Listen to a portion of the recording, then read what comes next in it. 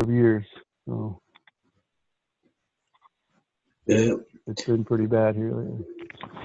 Well, it's impossible to make money now anyway. We're under debit and credit. I read an excellent article about an economist that said why back in the 60s, places were booming because they could reinvest money back into their business, and you can't do that anymore. It's impossible because of the way the system's set up. Yeah, going back to the money again, it's worthless. Most of us know this. The paper money is not worth 1 cent. It's only by the favor of Yahuwah that we have a perceived value of this money at all, because it's absolutely worthless. It's not a promissory note. It's worthless, but only by the favor of Yahuwah is it still working. So now this year, maybe in the next few months, they're talking about doing away with the dollar and replacing it with another fiat currency. That's going to be a lot worse. Oh, they're talking about, back in the 50s, 40s and 50s, you could buy gold for, it was $20 an ounce. Right now it's $1,200 to $1,400 an ounce. Well, they said after they do this, it's not the currency they're talking about certainly will not be tied to gold, because they're saying that gold will be like $10,000 an ounce. That, in other words, put that in perspective. If you pay $10,000 for a car now, you'd be paying $100,000 for it after this in this new currency. So it's just going to get worse because it's lawless, has nothing to do with Yahuwah, is not based on any intrinsic material. You won't even be able to afford a loaf of bread. Well, right. That's exactly right. That's how the Great Depression came about. Well, look at when the formation of the Federal Reserve and the crooked bankers that wrote out banknotes for gold and silver that didn't even exist over and over and over and over. They deflated the value of currency secretly. When you got 10 people in town that each go put 20 ounces of silver into Mr. Finkerbacker's bank, that's 200 ounces of silver. But Mr. Finkerbacker's got written out, 2,000 ounces of banknotes when there's only really 200 ounces in the bank.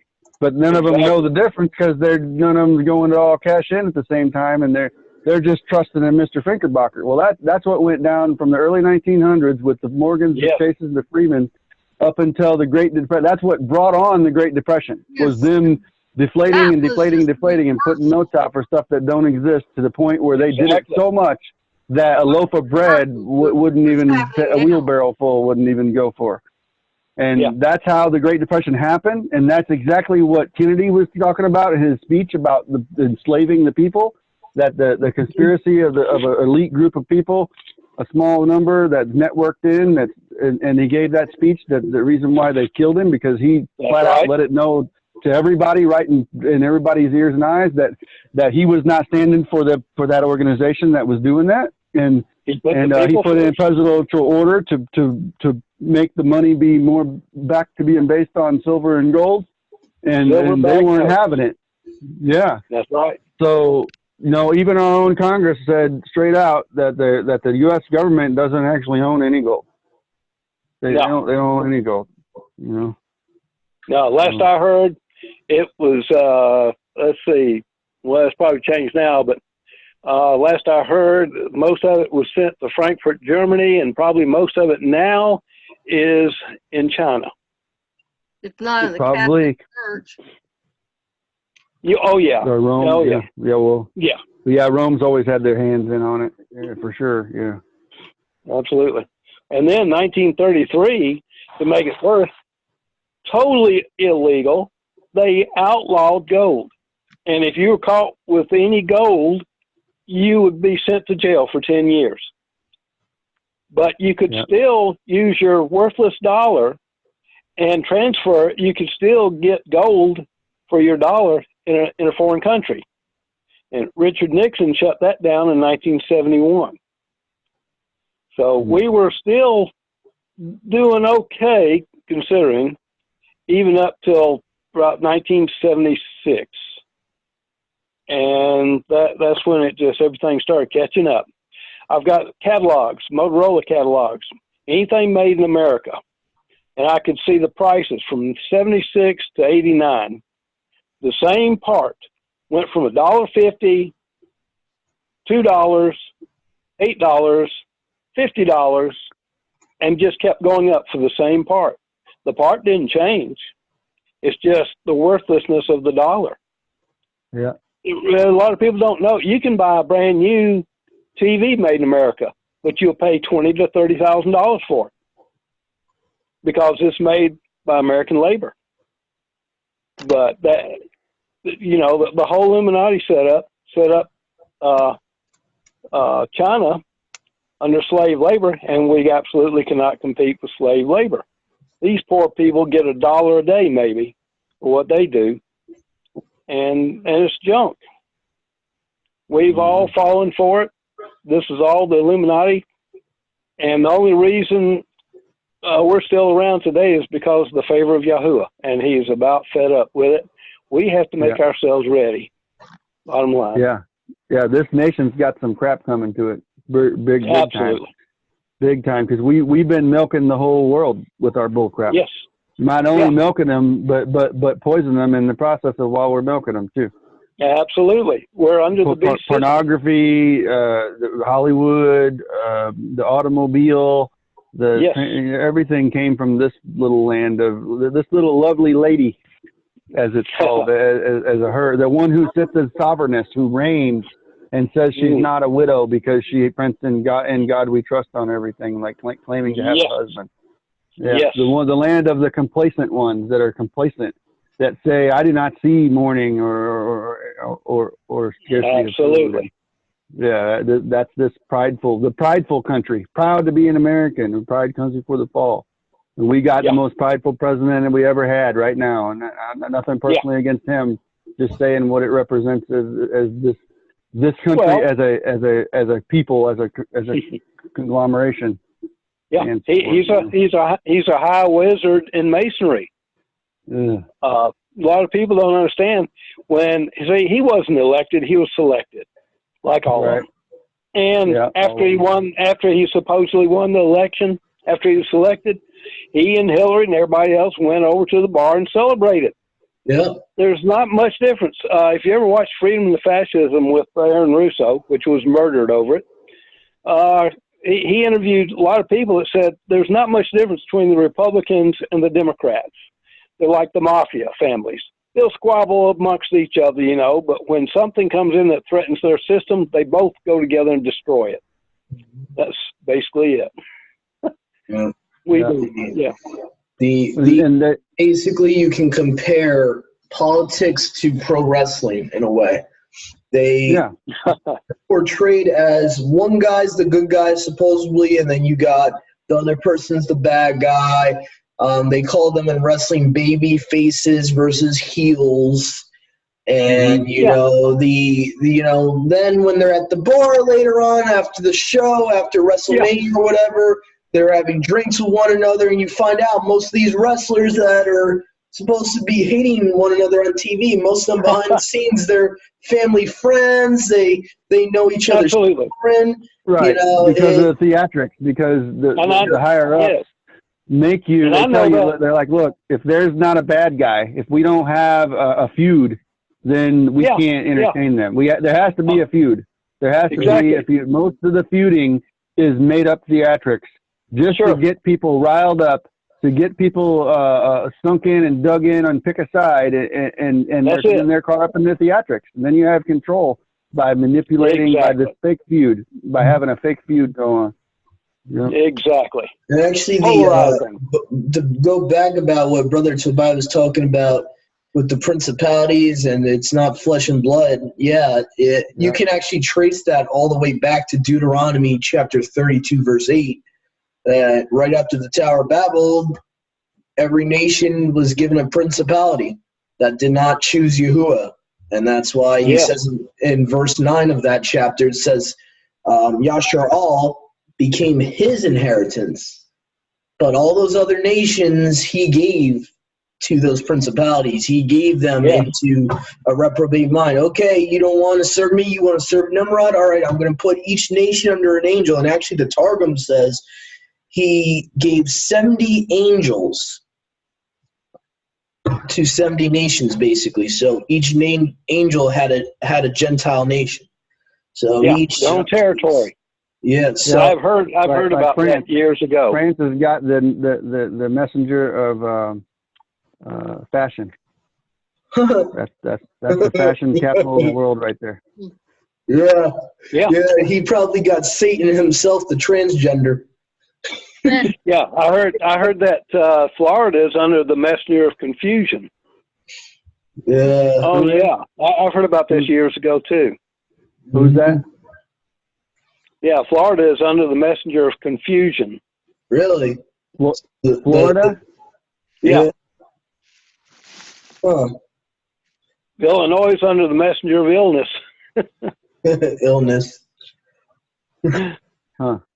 Yeah, it's under. Well, I am coming face to face with some of these principalities in the past 2 years that I, like we were talking about, like I showed you that this girl tapped me on the shoulder and gave me a paper that said, this girl that don't speak, she just murmurs, and she's a teenager, and she, I was fixing the drywall in the house that her mother's like, she signed it Persephone, and it said, deity of the underworld, god of metal, and all that. I showed you guys that, I think, right?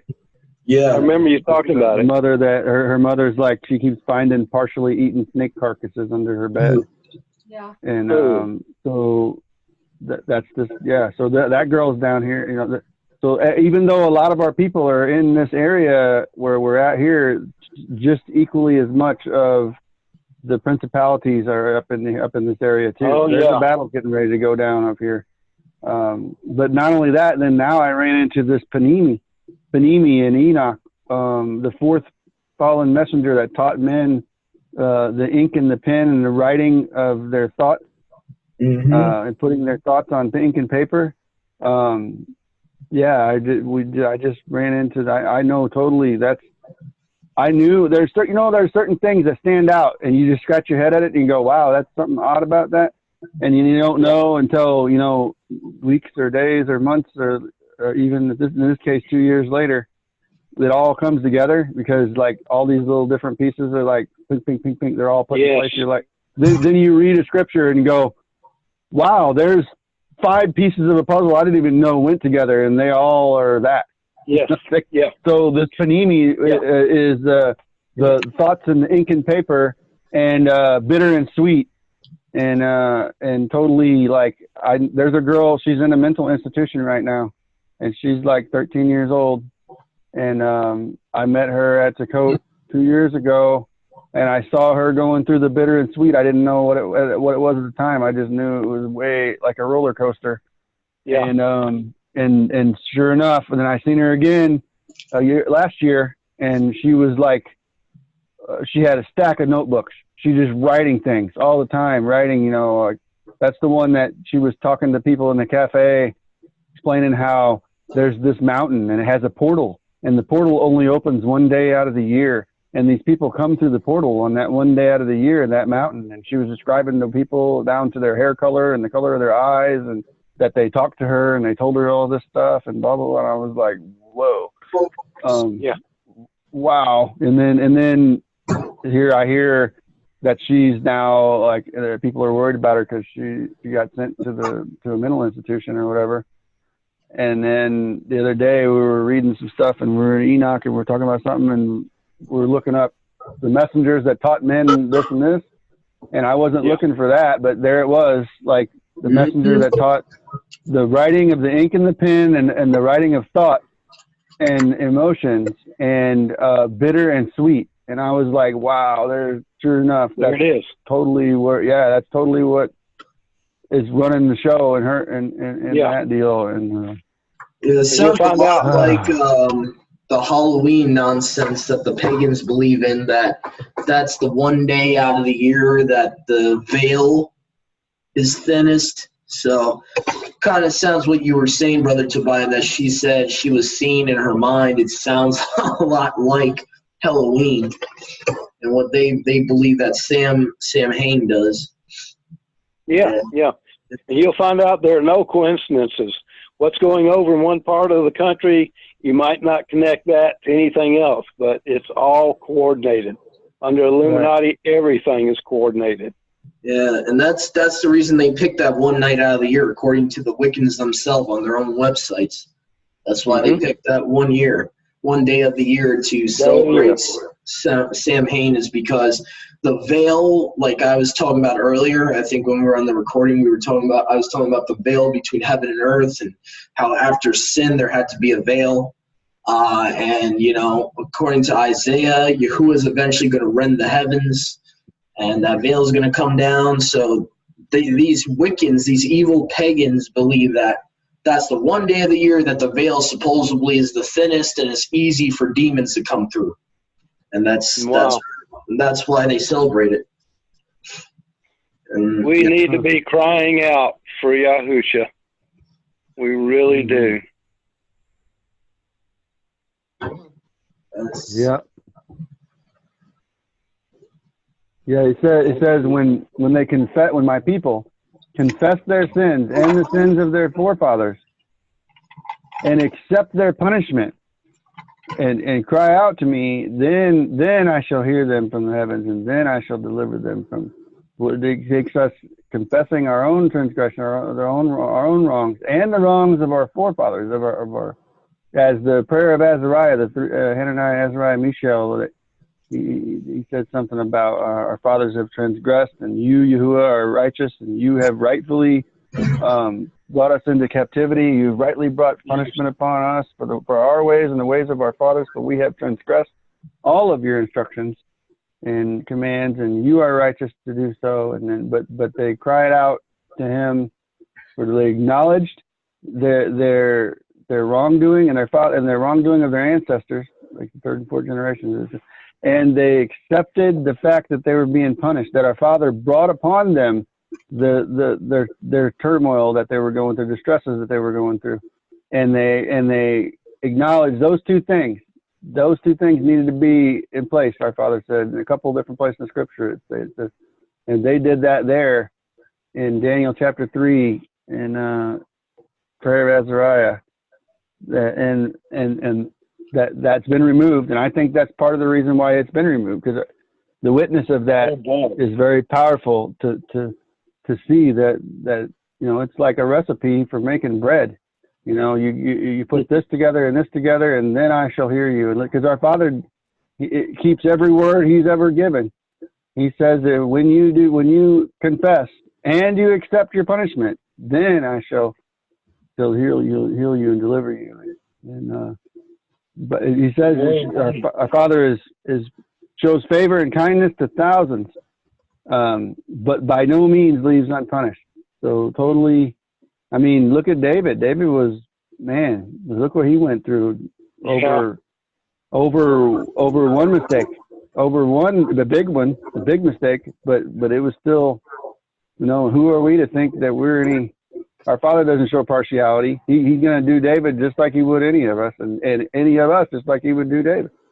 Yeah. It ain't, and the only reason why Job, he said, you let your servant or my servant Job pray for you, but you are not here. It had to do with their obedience then and there. Like, that wasn't partiality. Like, that was just, straight up had to do with, our Father not hearing the prayers of those who, that's a lot of people don't understand that either. Yeah. I know a friend of mine doesn't understand that, and I said, well, you need to read the rest of the book on Job. I see. Yeah, so I got a list of scripture that might help. I had to go seek it out. I had to go why? Because I didn't understand either. I was like, what is that? And it has to do with we know of one or two places or verses that talk about him not only hearing the prayers of the righteous or whatever. But I made a list of the scripture verses that had to do with him hearing certain people's prayers and not hearing other people's prayers. And that helped me a lot And it's going to be, let's see if I got it here still. Notes.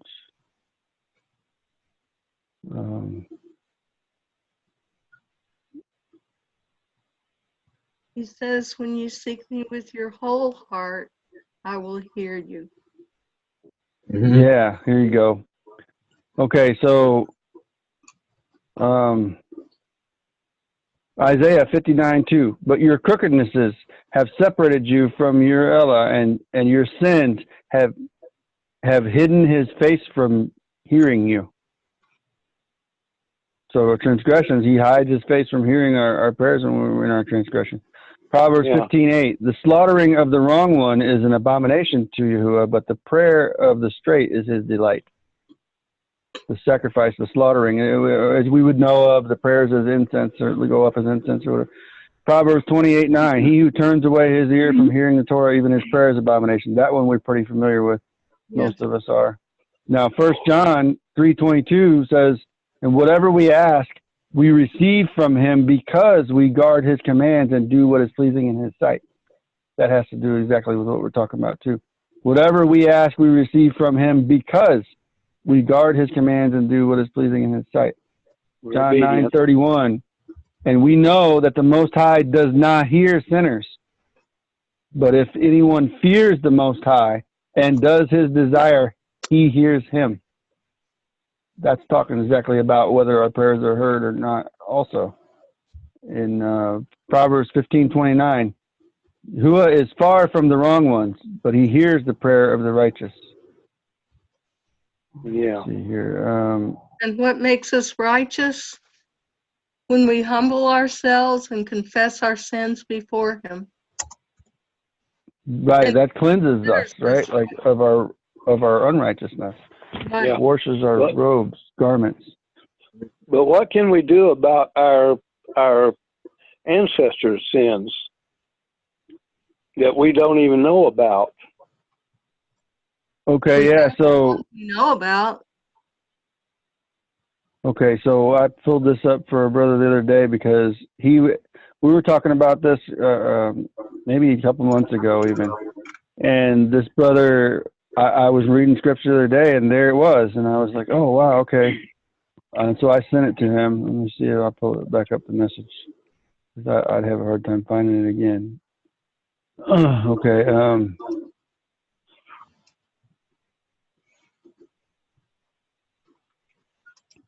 it's going to be.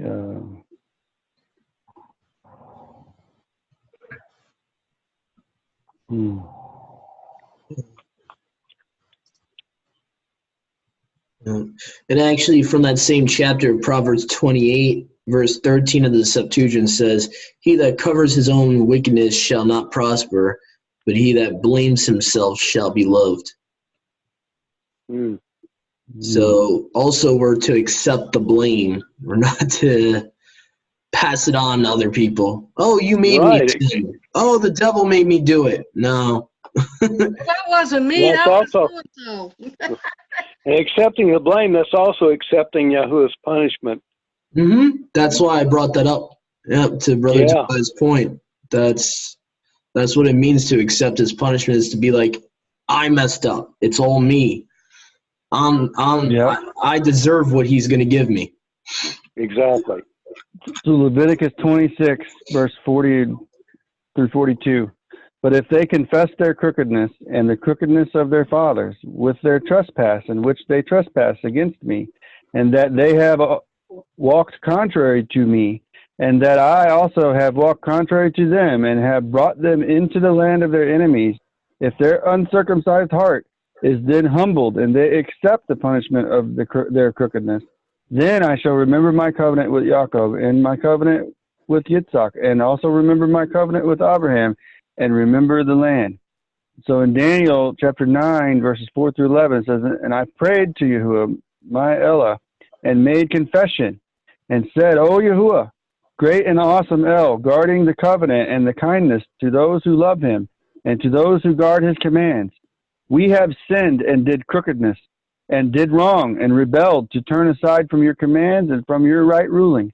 And we have not listened to your servants, the prophets, who spoke in your name, to our sovereigns and our heads and our fathers and to all the people of the land. O Yahuwah, to you is the righteousness, and to us the shame of face, as it is to this day, to the men of Yehuda, to the inhabitants of Jerusalem, and to Israel, or Yashrael, those near and those far off in the lands in which you have driven them because of their trespasses which they have trespassed against you. O Master, to us is the shame of face, to our sovereigns, to our heads, and to our fathers, because we have sinned against you. To Yahuwah our Elah are the compassions and forgivenesses. We have rebelled against him, and we have not obeyed the voice of Yahuwah our Elah to walk in his Torah, which he set before us through his servants the prophets. And all Yashrael have transgressed your Torah, and turned aside so as not to obey your voice. So the curse and the oath written in the Torah of Moshe, the servant of the Most High, have been poured out on us, for we have sinned against him. This is one place where Daniel is following through with what is required to be delivered from that which they've been handed over to we read in Leviticus 26 verses 40, 41, and 42. But it's also the same context to what the men in the prayer of Azariah, what his prayer, what he said when he was in the fire. He said basically the same thing, that our fathers have walked contrary to your ways. So it was kind of like this brother and I were talking about, is there a blanket statement to cover our fathers? Is there some way to, because like you said, we don't even know about our fathers, but we do have a clue that like I know that like my grandfather didn't keep the Sabbath day. And even though he liked the Bible and he believes in Messiah, but he don't know the true Messiah, you know, and he didn't, he ate pork and he didn't, you know, I mean, there's a whole lot of ways that, so, I mean, and he participated in, he retired from Amoco Oil or Standard Oil, which is tied to the Rockefellers. And, absolutely. and that crap. And he was involved in, like he used to, he ran an anhydrous plant where the farm back in the day when the farmer would call the fertilizer guy to come spray their fields, that's what he did. He retired from doing it, had his own plant or whatever. So I remember the day when I was a boy that he came home with the first bottle of spray jug of what you call it, Monsanto weed. Weed be gone. Yeah, Spectricide. Yeah. Yeah, what do you call that? The stuff popular Roundup. Are you talking? Roundup, yeah, the first jug of Roundup when it first came out. I remember my grandfather coming home with it in a jug with a hose with a little, you know. Oh boy, nasty stuff. Nozzle. Yeah, and you know, and my grandmother died from glyphosate stuff. Yeah, my grandmother years later, she died from an intestinal cancer and you know all that crap but anyway, so yeah, I mean I can see some things. I mean, I know that my grandfather's father murdered his brother, and that's why they left from Kentucky into Missouri. And my grandfather, his first years of his life in the grade school system here, he went by a different last name because they were hiding out from that whole deal or whatever. And he didn't go by his real last name until he joined the military in World War II. Then he went by his for the first time went by his real last name. But so I know a lot of things, but I really don't. You know, that's just scratching the surface. I mean, how could you know? Yes.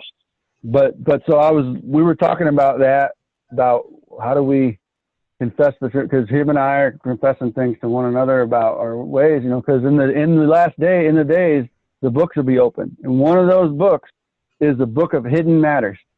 And that book of hidden matters will have everything that's ever been hidden in it. And, and if it's a secret between Yahuwah and you, or Yahuwah and it's written in that book, whether it be good or bad. That's why it says don't let your right hand know what your left hand's doing, because we're storing up for ourselves either reward or punishment, either good or bad.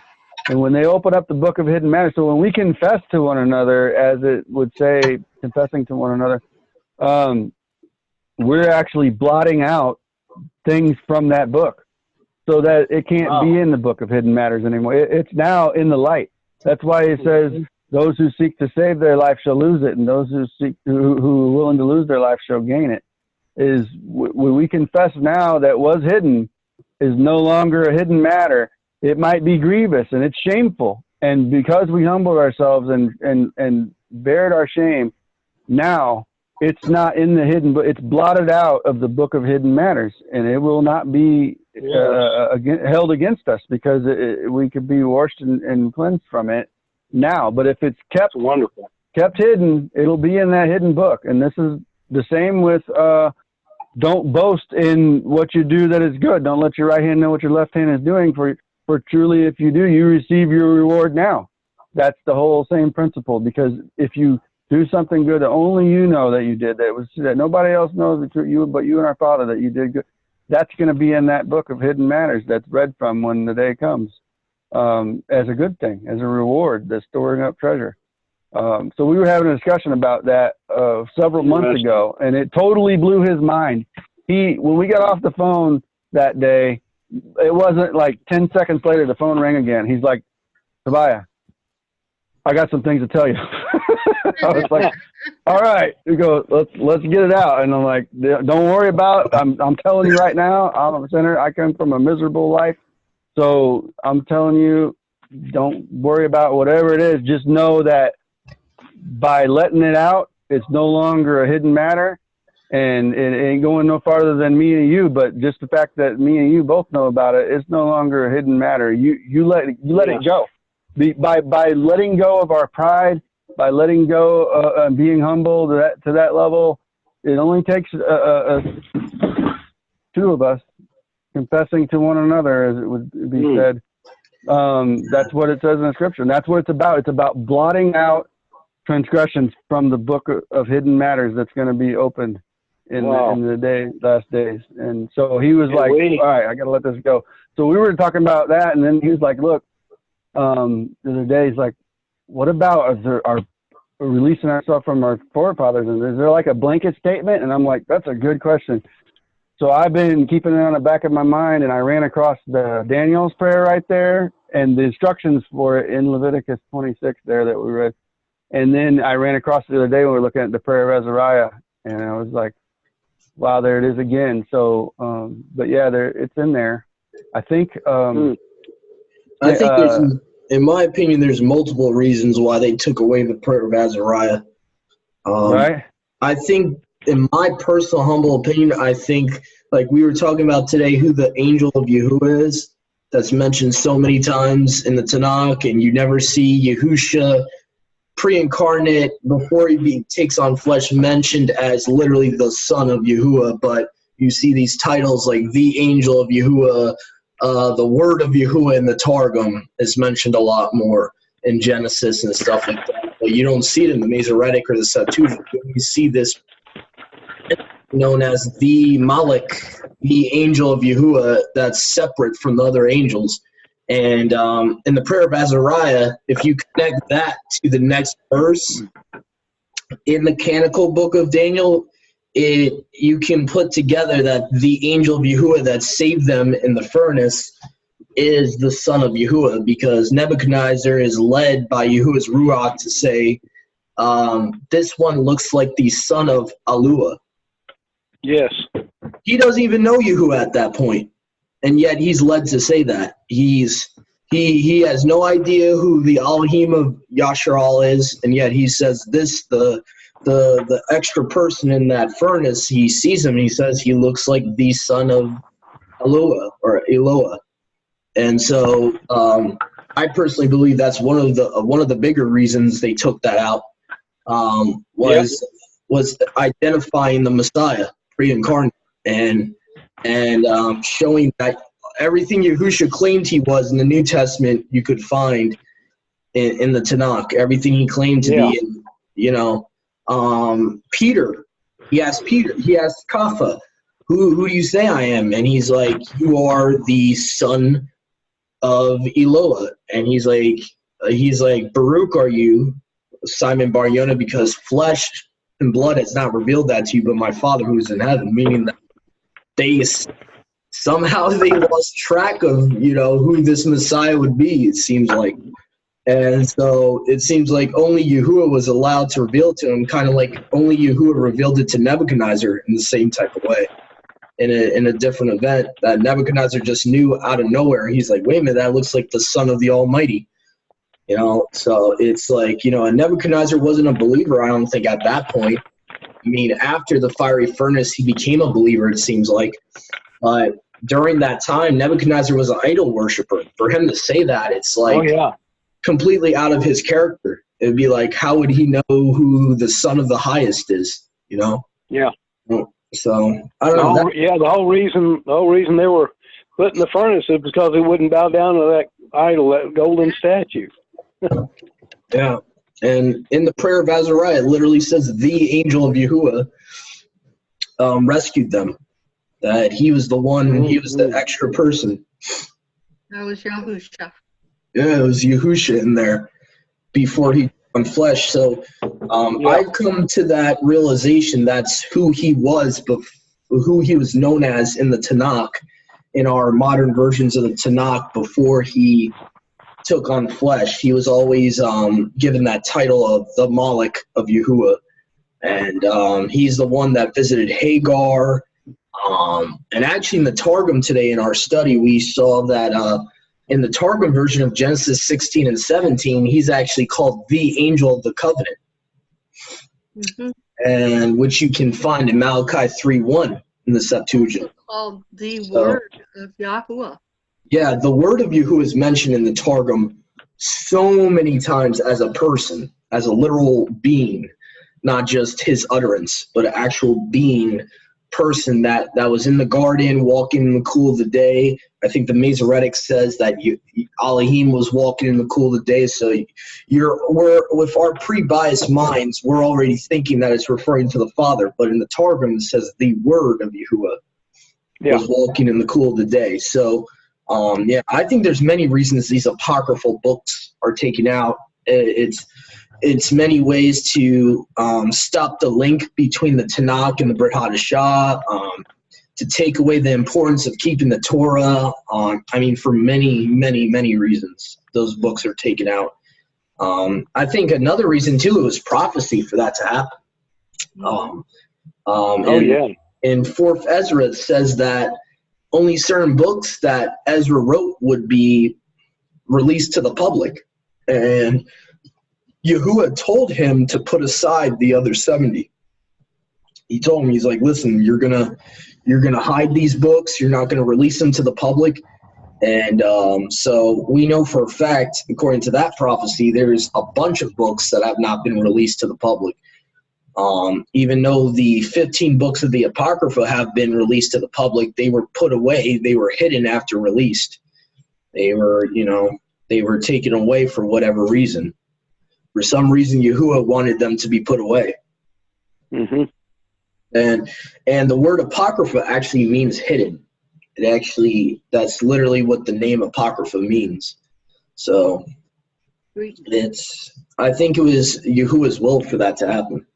For whatever be revealed in these days. But yeah, the prayer of Azariah, I love it. I love little portions like that have so much meat in it. That Psalms 151 is another really underrated psalm. It talks about David's journey, how he was chosen by Yahuwah above his brothers. And I think, let me see if I can find it here from eSword. Should be on my Bretons on the eSword. See here, Psalms. Yeah, they have it in blue here. There we go. Psalm is a genuine one of David, though supernumerary, composed when he fought in single combat with Goliath. I was small among my brothers, the youngest in my father's house. And I think that's prophetic too, because in Micah 5:2, Yahusha is supposed to be, of a clan of Yehuda that's the smallest house, basically. You, Bethlehem, Ephrathah, even though you're small in number, the many houses of Yehuda and all that. So I think there's a paradigm between David and Yahusha in this aspect even. I was small among my brothers, youngest in my father's house. I tended my father's sheep. My hands formed a musical instrument, and my fingers tuned a psaltery. Who shall tell my master, Yahuwah himself? He himself hears. And here we go. Look at this. He sent forth his angel and took me from my father's house, and he anointed me with the oil of his anointing. This would be cool if this is talking about the angel of Yahuwah. That would be cool. Yahusha anointing King David. Like that would be kind of cool. I don't know if it is because it just says his angel, his messenger, but it would be kind of cool if it was. Because Yahusha himself anointing David, that'd be pretty cool. My brothers were handsome and tall, but Yahuwah did not take pleasure in them. I went forth to meet the Philistine, and he cursed me by his idols. But I drew his own sword, and I beheaded him, and removed reproach from the children of Yashar'al. And that's part of the Genesis 3 prophecy. It says he would crush his head. So the seed of the woman, seed of Messiah, crushing the head of the serpent, the seed of the serpent, the Nephilim, Goliath. So it's kind of like a foreshadowing there. He beheaded the head of Goliath. And so eventually, Yahusha does that. You brought up he's sending his messenger. Yeah. I learned something new today pertaining to that, and we're reading a portion as a group. Mm-hmm. Where's it at here? It's in, let's see here. We were in Exodus 3. Mm-hmm. Let's see here. And it was in particular where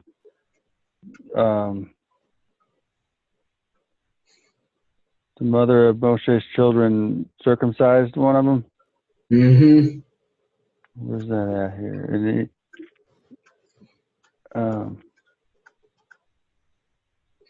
Yeah, she gets mad at Exodus Moshe. 4. Exodus 4, verse 20. Okay, yeah. So here we go. I was looking for this before, and I come up with 422.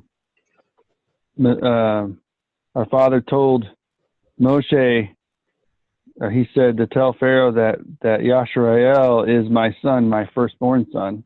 So that's a big deal right there. That Yashrael is the firstborn son, because that basically is alluding to. Mm-hmm. Yeah, and then, but right after that, it says, verse 24. So Exodus 4:24. It came to be on the way, in the lodging place, that Yahuwah met him and sought to kill him. Now that's what our ISR says. Now some translations say that a messenger sought to kill him. Some places say Yahuwah sought to kill him. But in the Septuagint says the angel of Yahuwah. Right. In Septuagint it says the messenger or the angel of Yahuwah was sent to kill him. And so our brother was wanting to know, kill who? Was it Moshe or the child? Because Sephora took a sharp stone and cut off the foreskin of her son and threw it at Moshe's feet and said, "You are indeed a bridegroom of blood to me." So he let him go. Then she said, "You are a bridegroom of blood because of the circumcision." Mm-hmm. And then Yahuwah said to Aaron, "Go meet Moshe in the wilderness." Now, that particular text is in much greater detail in Jasher, in chapter 79. Mm. And in chapter 79, and if you look at it in the Septuagint, it doesn't say anything about her saying that he's a bridegroom of blood. Right? Yeah. So what's missing? Okay, so I think that bridegroom of blood statement is misinterpreted. Yeah. I think it's talking about the covenant of circumcision, and I think the bridegroom is misinterpreted from covenant, because here's what it says in Jasher, chapter 79, verse 7. And Moshe hearkened to all that the Most High had commanded him, and he returned to his father-in-law and told him the thing. And Reuel said to him, "Go in peace." And Moshe rose up to go to Egypt, and he took his wife and sons with him. And he was at an inn in the road, and an angel of the Most High came down and sought an occasion against him. And he desired to kill him on account of his firstborn son, because he had not circumcised him, and had transgressed the covenant which the Most High had made with Abraham. For Moshe had hearkened to the words of his father-in-law, which he had spoken to him not to circumcise his firstborn son. Therefore he circumcised him not. And Zipporah saw the messenger of the Most High seeking an occasion against Moshe, and she knew that this thing was owing to his not having circumcised her son Gershom. And Zipporah hastened and took of the sharp rock stones that were there, and she circumcised her son and delivered her husband and her son from the hand of the messenger of Yahuwah. That's what Jasher has to say about it. Now, if you read it in a Septuagint, do you have a Septuagint handy there, brother? Can you read to us Exodus 4, verses 24, 25, and 26. Okay. And it came to pass that the angel of Yahuwah met him by the way in the inn, and sought to slay him. And Zipporah, having taken a stone, cut off the foreskin of her son, so that perfectly blends with the Jasher there, and fell at his feet and said, "The blood of the circumcision of my son is staunched." And he departed from him, because she said, "The blood of the circumcision of my son is staunched." Yeah, so basically she declared to the messenger that he no longer has a right to come at them because the transgression is covered. She covered basically that transgression, and she was declaring. She wasn't speaking derogatory to her husband, to her headship. She wasn't snarling at him, and because really that's not even what her, so the Masoretic is falsely proclaiming to us that she said some nasty words to her husband. She didn't. Yeah. She was declaring about the covenant, the blood of the covenant of circumcision, to the messenger, saying that she has, that's no longer against them, basically. Yeah. Yeah, the Masoretic does that a lot. The Masoretic tries to make it almost feminizes the text sometimes, especially when you look at Proverbs 31, where it talks about let a woman be praised for fearing the Father, rather than the Septuagint version of Proverbs 31:30, which says, let me see, let me read it from here because I don't remember what it. Anybody hear that awful music in the background but me? No, it's pretty quiet from your side, actually. Thankfully, we don't hear it. Let's see here. Charm calls a woman's beauty is vain. Plug it in like earphones. Where it is a wise woman that is Baruch, and let her praise the fear of Yahuwah. Rather than Yep. Oh, go ahead. No, I was just going to say there's a huge difference there between the woman being praised and praising the fear of the Father. Well, I think that Sephora was walking in righteousness at this point in this text, because she observed and took notice of the messenger that Yahuwah, that there was an occasion for a messenger of Yahuwah to be against them, like there was a messenger against Saul when he was in the wrong in his heart, right? and things that weren't being right. I mean, they only got to have permission from our Father, just like Job. They got to have permission to pull upon us, whether it be that our Father and the accuser, the adversary said, "Oh yeah, he or she's not so great as you think she is. Watch what happens if you put them through some tests. Watch what happens if you put them in a tight spot. They'll turn their back on you and not serve you." And so it could be as simple as that, or we could have done something wrong and we brought it upon ourselves, right?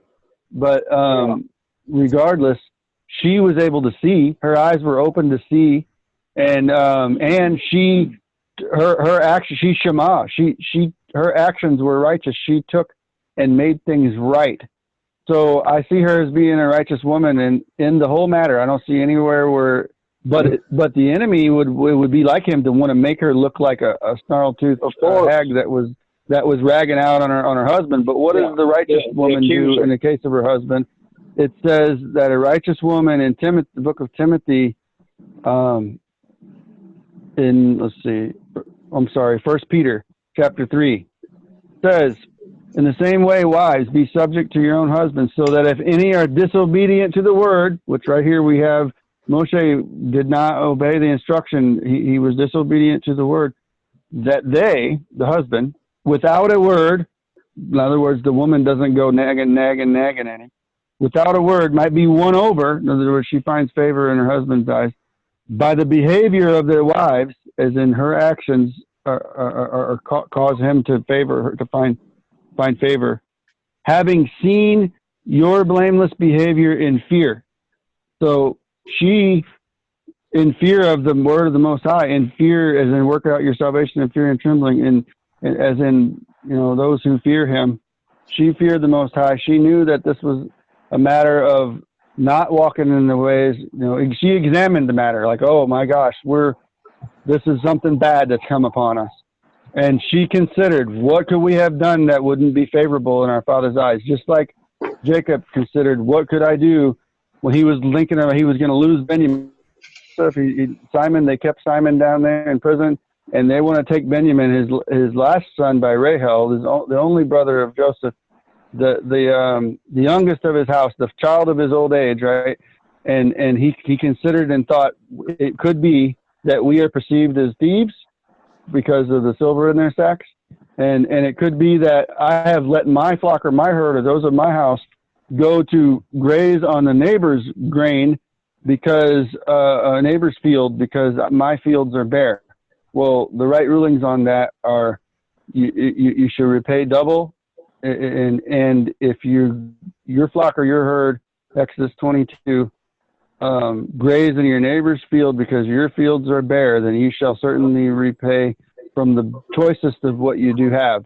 And he told them, take double silver in your sacks, and take some of the choicest of our nuts and dates and almonds and whatnot for the man when you go down there. Those are the two things that he knew. If I'm wrong in our Father's eyes, if my house is wrong, this is the right ruling concerning it. She knew more simpler than that they didn't circumcise their son, so she went and made it right. And I don't think she would have messed it all up by running her mouth after it was all over and said and done, and that would have found great favor. How much do you think Moshe would have had favor for being thankful for his wife, his Isha, that would have found great favor in his eyes, because she made up for somewhere that he was lacking, that he didn't do his part of or whatever. And I think the enemy twisted up the words to make it look like she wasn't a good woman. I've seen this done to the women in scriptures, righteous women in scriptures, a couple different times, where it appears like, for instance, Job. Scripture tells us that Job's wife told him to curse the Most High and die.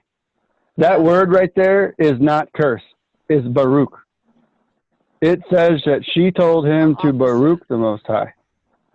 And out of all the family that he had that was killed, she wasn't. His sons and daughters that were celebrating their own days, they were killed. She wasn't killed. And I think the enemy loves making her look like a no good wife. or why would, what a wife to say something like that, it automatically puts her in a bad light when she wasn't. She totally, the scripture, the text of Masoretic flat out says Baruch. That she says to Baruch, the Most High. And so I've seen this done in several places in the text where it tries to make these women look bad, or appears that they were, it puts them in a negative light when they totally were actually very, very, very much in a righteous light. And it just totally appears that they weren't. But that would definitely be in Satan's character, false accuser. Accuser of the brethren to make someone that's actually righteous in Yahuwah's eyes as wicked. And then, what does it say? Woe unto them that takes evil as Tob and Tob as evil. So that seems to be Satan's MO. Turn something that's evil into Tob, and something that's actually joyful in Yahuwah's eyes into evil. It fits. Again, and we've been lied about everything. What I find interesting is the difference of the angel of Yahuwah, Septuagint, versus Yahuwah being the one that's going there in the Masoretic, which kind of blends Jasher with the Septuagint, technically. Jasher, that's what I found, was that Jasher supports the Septuagint and vice versa, but it still has a little bit more information than the Septuagint had in it. But they both agree on the level about that messenger, and they both agree on the fact that she didn't say, a snarl tooth, she didn't mock him or whatever after it was done. I wonder how the Targum has that situation. I'm kind of curious, because maybe I know the Targum of Jonathan sometimes has stuff that Jasher does. Sometimes it's almost like verbatim. The Targum of Jonathan. Let me see here. I remember looking at this earlier. The Targum of Jonathan even gives the names of the angels that went into the second incursion that we don't see in the Masoretic text. So it's kind of interesting. Let me see here. Let's go back to Exodus here. Yeah, Tov Roses. And Uriel. Yeah, Semyaza. Yeah, is the one. Yeah, and Uziel, not Uriel. Uriel's actually the good one. That's right, Uziel. Yeah, Uziel is the bad part of the Watchers. Uriel. That one oozes. Yeah, Uriel is actually Michael's buddy, the one that was shivering and quaking, seeing the judgment of the Watchers. Yeah. Let's see here. Where is it? Exodus 4:22 or 24 starts at. Let's see. Yep, angel of Yahuwah. The angel of Yahuwah.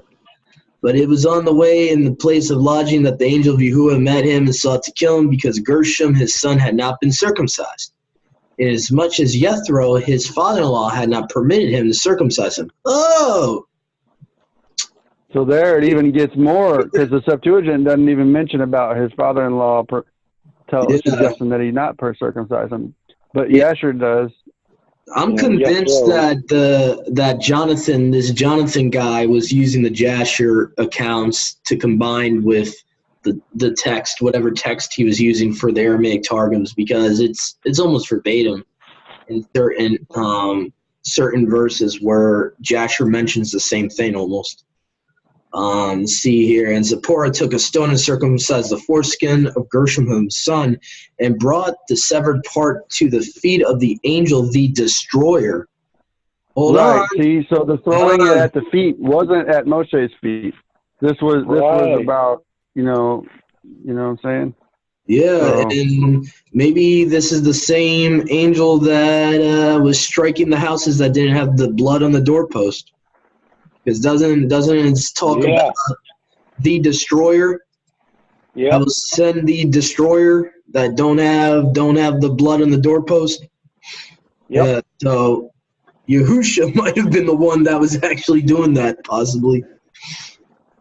So let's see here, and destroying angel desisted from him, so that Zipporah gave thanks and said, "How lovely is the blood of this circumcision that has delivered my husband from the angel of destruction."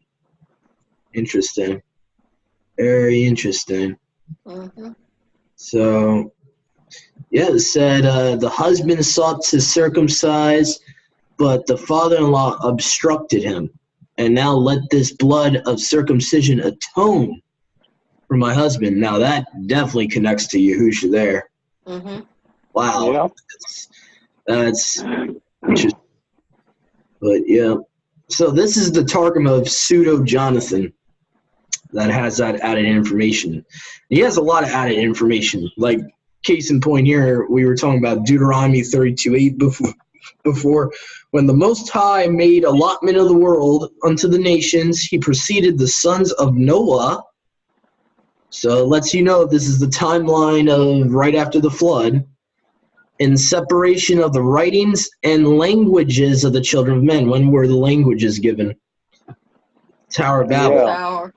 Yeah. At the time of the division, he cast the lot among the 70 angels, the princes of the nations, with whom is the revelation to oversee the city. Even at that time, he established the limits of the nations according to the sum of the number of the 70 beings of Yashar'al who went down into Egypt. So you kind of see like a comparison between the 70 principalities and eventually, you know, the beings of the sons of Yashar'al that went into Egypt will eventually inherit the nations. That's kind of what I see from there, is a comparison between the 70 angels and the 70 beings of Yashar'al at that point that went down into Egypt. So eventually they would inherit the nations, which is kind of interesting. Whoa, hold on. Gabriel's mentioned down here. Huh? Okay. And when the set-apart people fell to the lot of Yahuwah, of all the world, Michael opened his lips and said, "Let the toe portion of the name of Yahuwah's word be with him." Gabriel opened his lips with thanksgiving and said, "Let the house of Yaakov be the lot of his inheritance." Wow. That's interesting. He found them dwelling in the wilderness, in the solitude place of the howling demons and thorns, the place of thirsting. He overspread them with his 7 esteemed or magnificent clouds. He taught them his law. He kept them as the majesty keeps the apple of his eye, as an eagle stirs up and cares for his nest and hovers over his young. So did his magnificence stir up the tents of Yashar'al, and the shadow of his esteem or majesty overspread them. And as an eagle outstretches his wings over his young ones, bears them and carries them upon his wings, so he bears them and carries them and made them dwell upon the strong places of the land of Yashar'al. And here we go. Here's Yahusha mentioned again here. The word of Yahuwah made them to dwell in his land, nor suffered any among them to be followers of strange worship. So now Yahusha, it's saying the land is the word of Yahuwah's. Interesting. He made them to dwell in the strong places of the land of Yashar'al, and gave them to eat of the tobli produce of his field, and nourished them with the honey of its fruits, which grow even upon the rocks with the oil of its olive trees. Wow. And from branches out of the rocks. He gave them rich butter of kine from the spoil of their kings, and the fat of the firstlings of sheep from the prey of their sultans, with the choice rams and goats of the flock of Mathan. Moshe the prophet said, "If the people of Yashar'al will observe the precepts of the law, it is foretold that their wheat granary shall be like the kidneys of oxen, and that from one bunch of grapes shall come forth a core of red wine." Wow. But the house of Yashar'al grew rich and wicked. They prospered and possessed wealth, and forsook the worship of Alua, who created them, and provoked him to anger who redeemed them. See, this is another thing I like about the Targum is the phrase Eloah or Alua, however you want to pronounce it, is mentioned a lot more than the Masoretic text or the Septuagint. They moved him to jealousy with strange worship. By their abominations they made him angry. They sacrificed to idols resembling devils. Well, that makes a lot more sense why Paul says what the nations worship, they worship the demons. That kind of makes a little bit more sense now. So these graven images literally resemble demons. That's kind of interesting. In whom there is no prophet, to idols which they had not known, new mighty ones lately made. Makes sense because, you know, there's scriptures that talk about you sacrifice to mighty ones that neither your fathers knew. So that's kind of interesting. Which your fathers, yeah, it says it right here, which your fathers had nothing to do with, basically. But the adorable, strong one who created you, you have forgotten. Of the word of Alua, who strengthened you, so often you have been forgetful. Wow. The word of Alua, or the word of Eloah, who strengthened you, so often you have been forgetful. Wow. That sounds like Yahusha. Yeah, that's Yahusha being spoken of right there. He's the one that strengthened them, and they forgot him. Wow. And when it was always forgetting. That's crazy. There's so much added stuff in these Targums. That's why I really like the Targums. It gives you more context, like Jasher. When it was manifest before Yahuwah, he was angry, provoked thereby his beloved children, who were called upon his name, son and daughters. And he said, I will take away from them the favor of my countenance. It will be seen that will be the end, for they are a perverse generation. Maybe this is where Yahusha gets it from. Because there's a lot of times in the Brit Hadashah, he mentions the perverse generation. I think even Peter says it in one verse. He talks about, save yourselves from this perverse and wicked generation. That's kind of interesting. They have made me jealous by that which is not mighty one, or deity.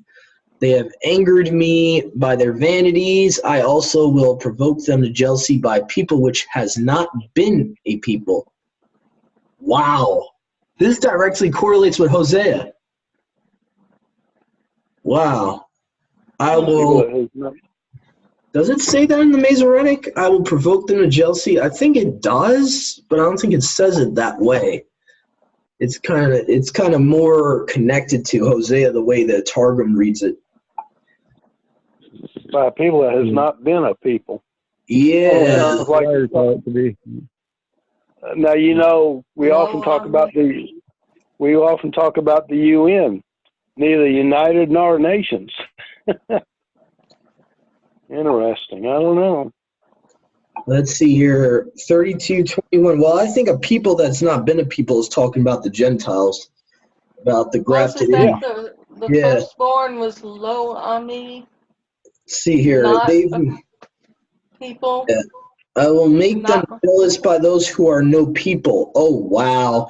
The Masoretic text makes it very generalized by no people. This is saying not a people, not been a people, which goes with Hosea talking about you shall be called sons of the living Elohim. And there's a prophecy there in the book of Hosea. I'm trying to find it that directly correlates with this. But I think it's talking about the wild branches of Romans 11 when he's talking about I will provoke them to anger by a people that have not been a people, like talking about the Gentile believers that are grafted in. They would, because think about it.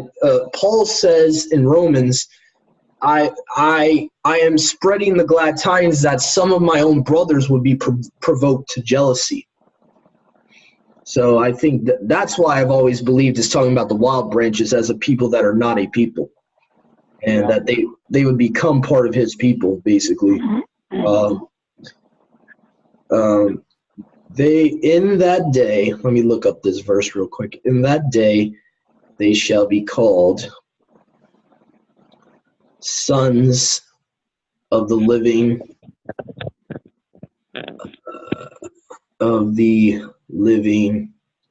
And I might even add that as a note to my Kindle right on the side here. Yeah, Romans 9:26.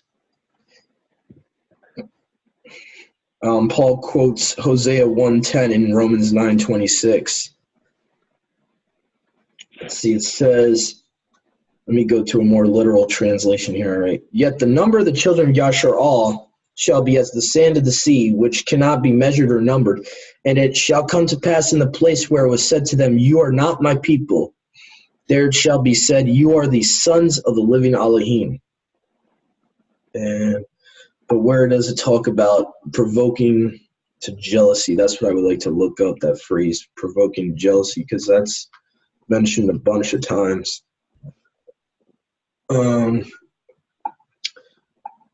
I will provoke them.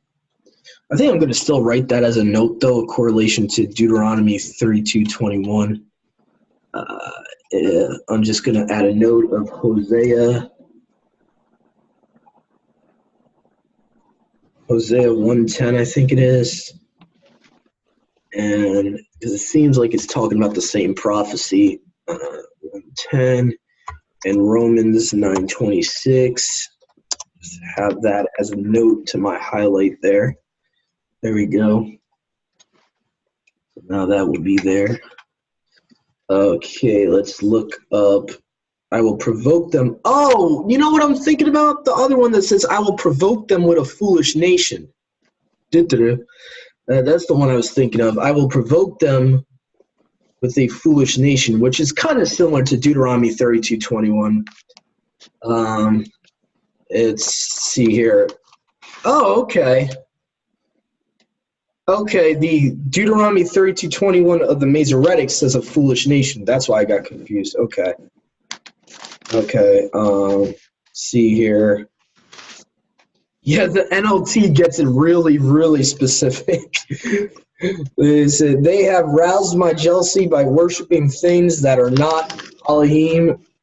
They have provoked my anger with their useless idols. Now I will rouse their jealousy through people who are not even a people. I will provoke their anger through the foolish Gentiles. Wow, okay. They take some liberties with that verse. They kind of add a little bit there with the NLT. But yeah, you get the idea. Deuteronomy 32:21 is basically, wow, this is interesting. The Targum of Jonathan says here, by the foolish Babylonian people, I will provoke them. What? Whoa, what? Is this talking about the Daniel? This might have been a prophecy about Daniel's time. That'd be interesting, because technically Nebuchadnezzar became a believer. Technically, I wouldn't be. That could be possible. I think though that's weird though. The Babylonian people, well, that's definitely a foolish nation. So I can kind of see that being true. You think it's talking about today? Yeah, well, we're in Babylon, so Yeah. So Makes me wonder about the UN still. Well, it's funny too. Isn't there a lot more believers coming out from Iraq now? Aren't there a lot more people believing in the Bible in the Middle East now around that area? So I kind of find that interesting. Even if you take it literally. Because Iraq is modern day Babylon, so it's kind of interesting. Yeah. See here, for an east wind strong as fire shall go out before me. It shall consume the land with its produce and set the fountains of the mountains in flame. And when they dwell in Babel, they will serve their idols. Wow, this is stuff you do not get in the other versions of Genesis and the Torah. He's telling you that they're going to be serving their false mighty one in Babylon. Wow. I will make them go into captivity in Media. The King Darius, the Media Persians. Wow. In Elam, in captivity of Babel, the house of Agag, who are like demons gaping with famine. Wow, that's some strong language there. And to corpses devoured by birds, and to, here we go, evil spirits of the noon, to Lilin. I wonder who that's talking about. Maybe Lilith. Lilith. And to spirits big with evil, and Javane, the Greeks, bite with their teeth like wild beasts, I will set against them, and will shake them by the hand of the Assyrians, venomous as basilisks. The serpents of the dust. Yeah, basilisk basically is a mythological giant snake dragon creature, like a huge. I remember when I was watching Harry Potter back in the day, they had a basilisk in one of the Harry Potter movies. It's like a giant snake. Yeah. See here, basilisks, the serpents of the dust. People who will come from beyond the land of Yashrael, who shall consume them with the stroke of the sword.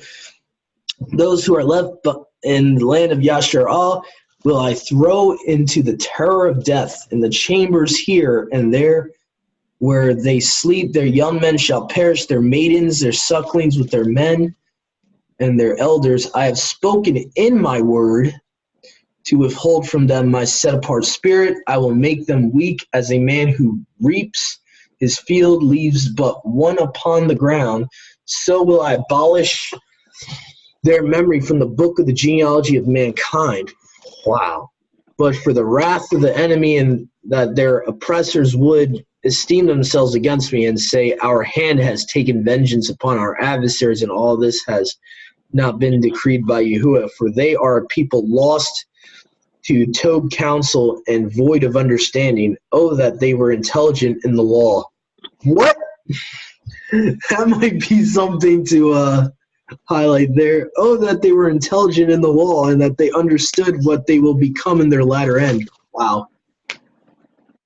How will one foe pursue 1,000 of them who put 10,000 of them to flight? Wow, interesting. Unless he who is their strength deliver them, and Yahuwah avenge them. For the idols of the Gentiles are not as he who is the strength of Yasharal. For the strength of Yasharal, when they have sinned, brings punishment upon them.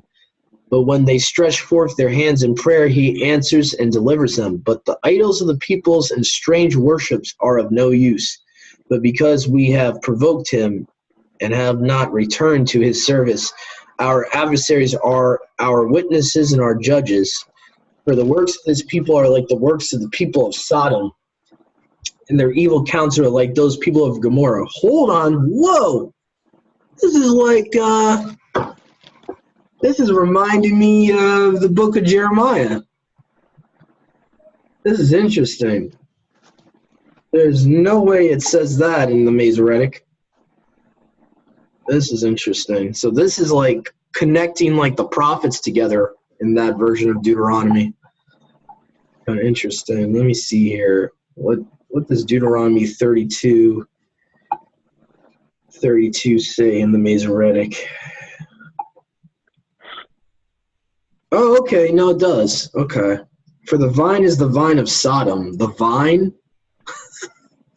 Oh my goodness. For their vine is the vine of Sodom, and the fields of Gomorrah, their grapes are grapes of gall. Their clusters are bitter. That's really generalized. The Targum says, for the works of the people, of this people are like the works of the people of Sodom, and their evil counsels are like those of the people of Gomorrah. Their wicked thoughts are as serpents' heads. Bitter thereof to them is their punishment, which makes desolate. Wow, that's different. Yeah. So the Masoretes like completely generalized that verse in the Masoretic text of Deuteronomy 32:32. Wow. Behold, as the bitterness of serpents when they come forth from their wines, so shall be the bitter cup of the curse which they are to drink in the day of their punishment. and cruel as the head of asps. Are not their secret works all known before me? Sealed and laid up are they in my treasury? Vengeance lies before me, and I will repay them at the time when their foot shall move to the captivity, for the day of their destruction is coming near, an evil which is prepared for them to make haste. This is so weird. Like this like completely connects to Daniel in this version. It's almost like the Masoretes messed this up, so we couldn't connect the Torah to the prophets. So like They're good at that. Like they completely made everything vague, so we can't connect the Torah and the prophets together. Because that doesn't read like that in the Masoretic text of that verse. It says, "To me belongs vengeance and repayment. Their foot shall slide in due time, for the day of their calamity is at hand, and the things that shall come upon them make haste," which is very vague. That sounds like Jesuits. For the word of Yahuwah judges in his mercy, the judgment of his people Yashrael, for the evil he has appointed upon his servants, there shall be repentance before him. For he knows that in the time when they have sinned, the stroke of their enemies will be heavy upon them, and help has passed away from their hands. And the trustworthy will have failed with their Tob works and be scattered and forsaken. Wow. Okay, yeah, that's a lot different from the Masoretic text. A lot different. What the heck? It's like they really tried to hide the fact that Yahuwah prophesied about Babylon way, way, way in the beginning of the book. Messy rhetoric.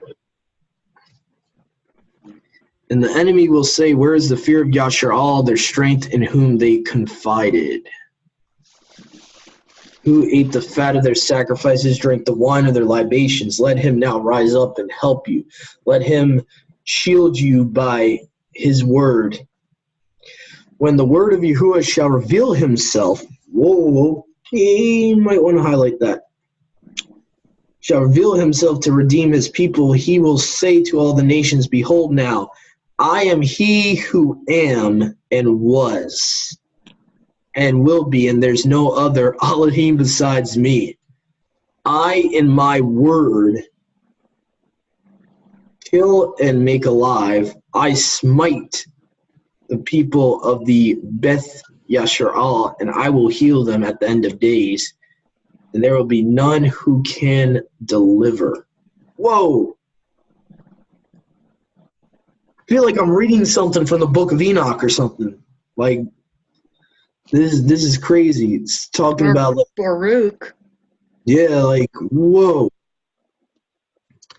Okay, that reminds me of, where is it that it talks about that? I think Hosea actually talks about that he strikes and heals his people. Let me see here.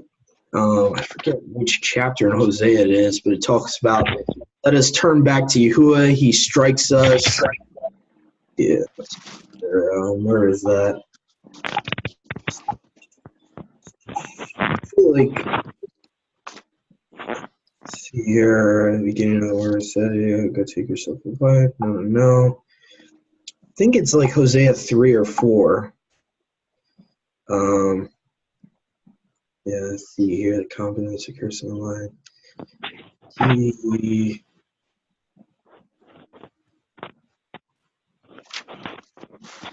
Let's see here. 15 days.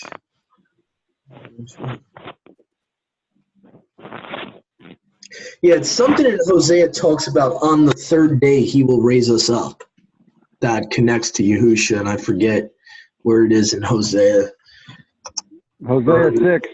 Hosea 6, yeah. Thank you, Brother Tobiah. I kept drawing blanks there. Let's see here. First verse. First one. In their affliction they will seek me early.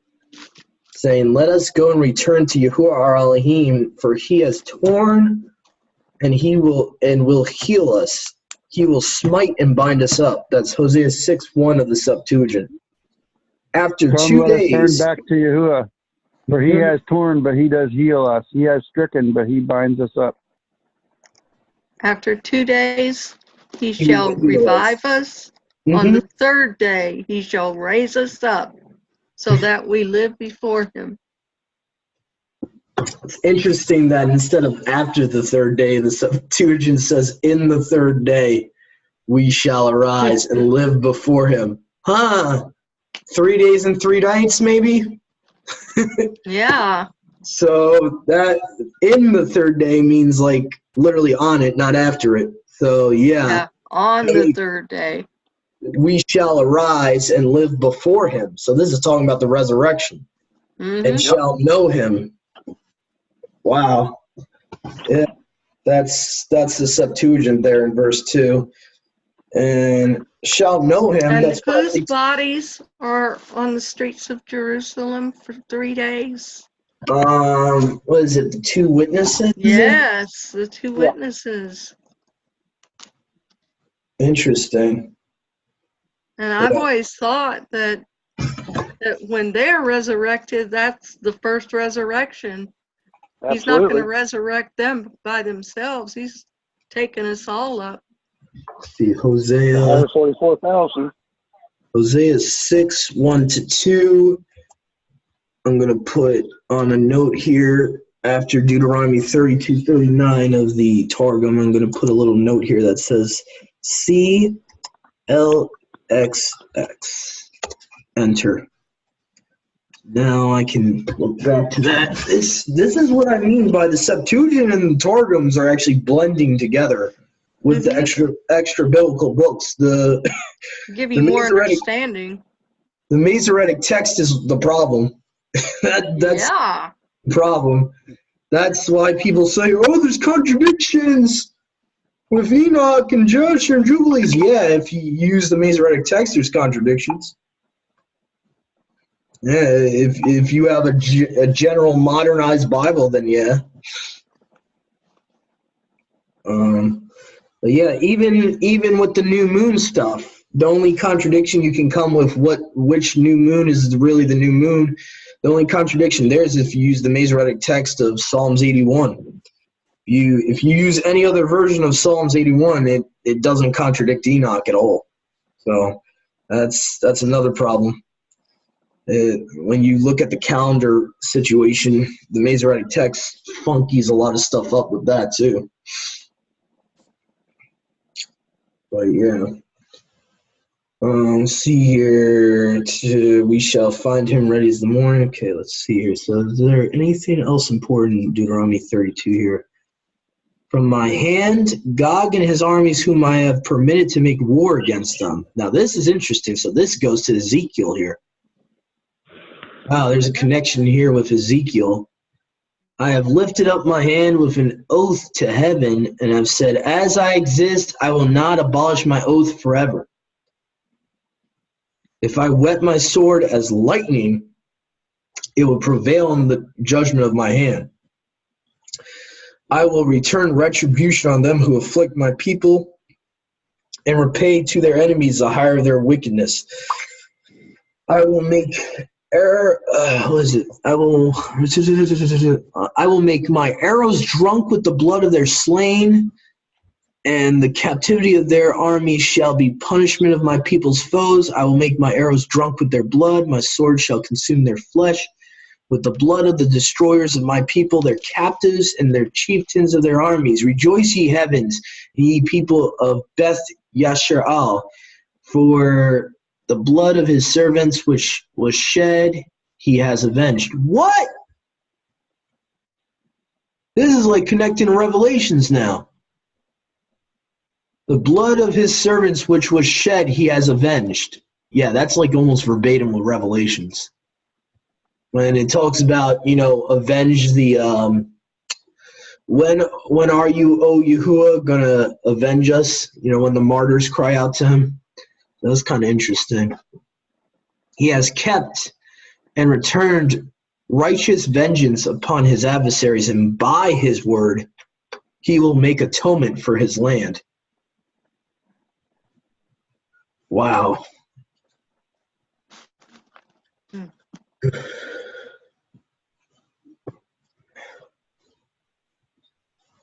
See here. By his word he will make atonement for his land and for his people. Wow. See here. And speaking all these words of Yashar'al, and said to them, apply your heart to all the words which I bear witness to you this day. You may dictate them to your children, so that they may observe and do all the words of this law. For there is no vain word in the law, unless to them who transgress it. For it is your life, and by this word you will prolong days upon the land that you pass over Jordan to inherit. And Yahuwah spake with Moshe on the 7th of the month Adar. Interesting. So they actually put the name of a month there. On the same day, saying, it was when the word of Yahuwah had said to him, go up to this mountain, Ebrei, the mountain of Nebo. And he thought in his heart and said, perhaps this upgoing will be like that to Mount Sinai. And he said, I will go and set apart the people. But the word of Yahuwah said to him, not so at all, but go thou up and view the land of Canaan, which I have given to the children of Yashar'al for an inheritance. And you shall sleep in the mountain to which you go up, and be gathered to the people, even you, as Aharon your brother has slept in the mountain of Omanos, and has been gathered unto his people.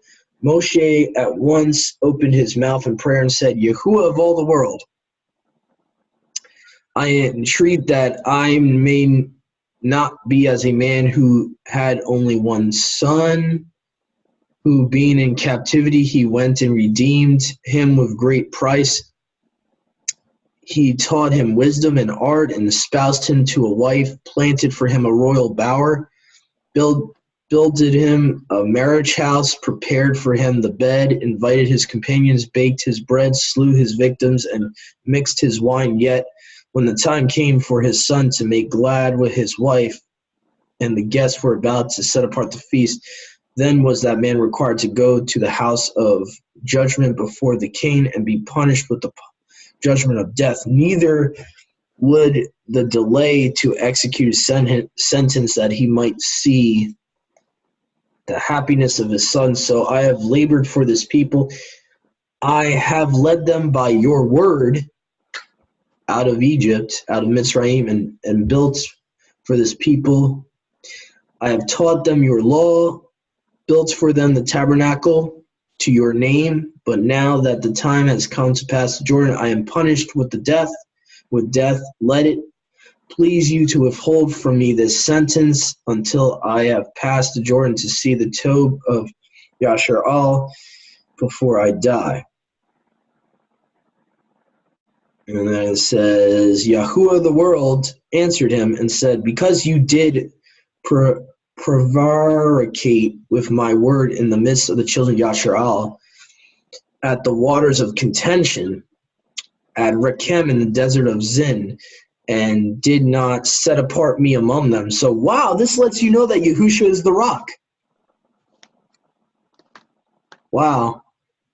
So it talks about that he prevaricated with the word of Yahuwah. So that's interesting.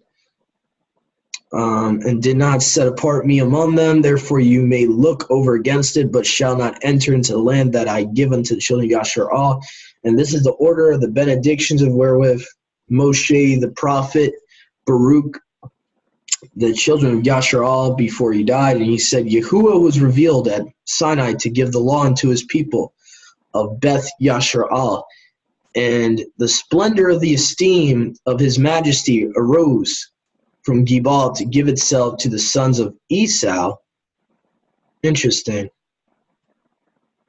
But they received it not. Well, here's a little bit of added information that we don't get. Mm-hmm. They did not receive Yahuwah, so they didn't get the inheritance. That's kind of interesting. Hold on, where was I at? Yeah, but they received it not. Okay, let me highlight that.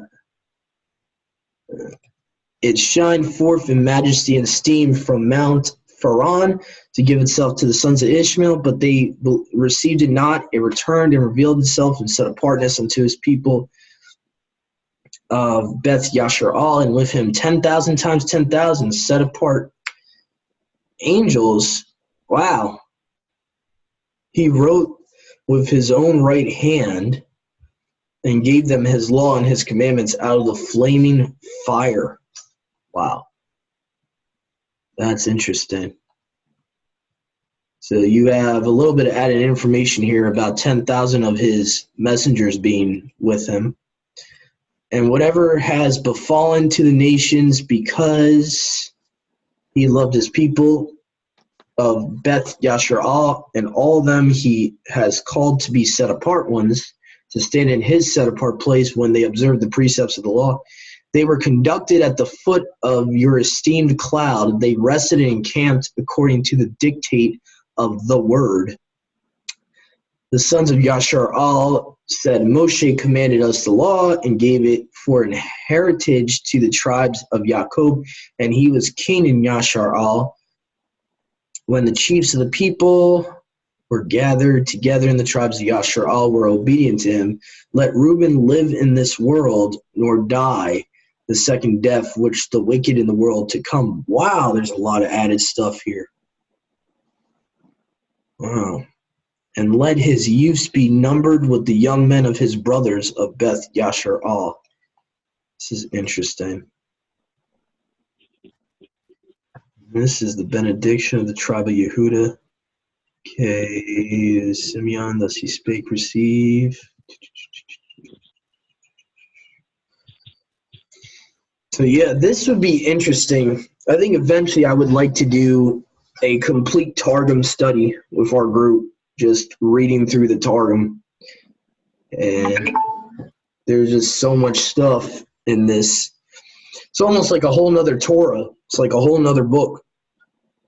It has stuff that, so far I see a lot of connections with the prophets and Hosea that we don't get in our regular versions of the Torah.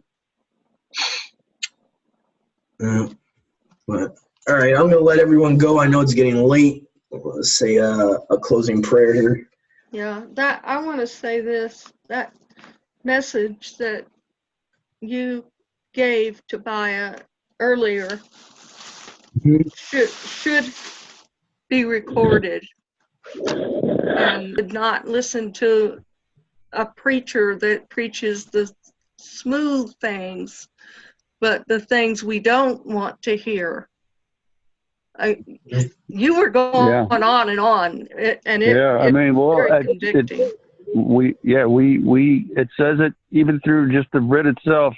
It talks about those who fear him. That's where our safety is going to be, among those who fear him, because the lawlessness is pervasive and very much everywhere, and we ain't gonna be very popular at all on any good light by telling people what they need to be being told. All the prophets ever were persecuted for speaking what they're supposed to be speaking, because Yahuwah put it upon their spirit to do so. It's what they say, shit or get off the pot. That's the season we're in. Because what you spoke was the absolute truth, and people need to hear it. Yeah. Nobody's giving that message. It ain't a popular message. No, but it's the message everyone needs to hear. Yeah, I agree. Yeah. So I'm glad Sister Sadie actually told me to start recording when Brother Tobias starting to get on a roll. So I tried to record pretty much most of what we went through. All of the Targum that we were just reading through has been recorded. So I'm trying to figure what would be the best name for what we went through, because we went through so much stuff the past couple hours here. So I'm going to try to figure out. I might even try to get some a program that can kind of chop up videos that are too long so I can kind of try to make it into certain topics that we went through. So I'm going to try to look for that. But either way, I just want to say for those that are going to be seeing this eventually, that I'll upload. Hopefully this was a message that encouraged you to fear the Father.